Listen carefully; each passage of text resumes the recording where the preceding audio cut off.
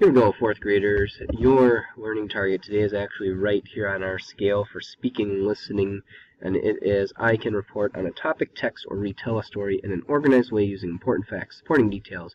I can speak clearly and at a good pace. So when we are talking about this is anytime you are talking to someone, this is just a really good life skill. You want to make sure that you are not jumping around. So for instance, if I was going to tell you about what I did yesterday. Well, yesterday for lunch I had a burrito. Oh, and by the way, my dog has a vet appointment. And oh yeah, my favorite TV show is Flash. That's not really reporting on a topic. That's not really organized, and I'm not really telling important facts or details. So what I could try is this. So if I'm talking about my day yesterday, I'm going to organize it, and I'm going to start by just starting at the beginning. And I'm going to say that when I woke up,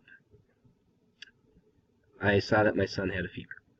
So I knew I had to stay home with him. So then what I did was I grabbed my computer, and I put in for having a sub, and I wrote up my substitute plan.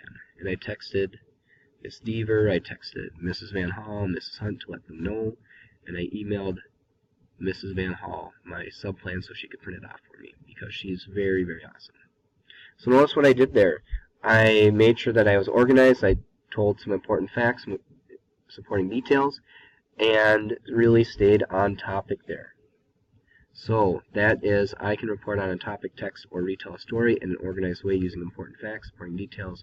I can speak clearly and at a good pace.